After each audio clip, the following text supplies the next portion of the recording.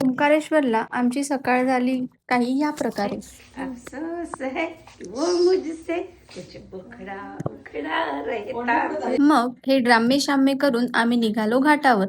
घाटावर पूजा केली, दिवा सोडला आणि स्वतःला मॉडेल समजून छान पोज वगैरे देऊन व्हिडिओ बनवले आणि मग बसलो होतो आम्ही बोटमध्ये. ओंकारेश्वरला नर्मदा आणि कावेरी नदी यांचा संगम आहे आणि मग मंदिराजवळच आम्ही छान नाश्ता केला, चहा घेतला आणि या बाया पहा किती हुशार आहे. सगळी ट्रिप संपत आली आणि आत्ता नेलपेंट लावते आणि ते सुद्धा गाडीमध्ये. वा भाई.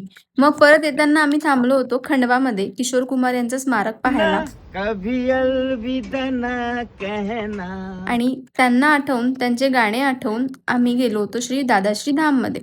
त्यांना धुनीवाले दादा पण म्हणतात आणि असं म्हटले जाते की त्यांचाच प्रसाद खाऊन किशोर कुमार यांना वाणी आली होती. आणि मग परत स्वतःलाच मॉडेल समजून व्हिडिओ काढून जेवण करून निघालो आम्ही. सीमाडोमधली फेमस रबडी खाल्ली आणि परत निघालो आम्ही अमरावती यायला.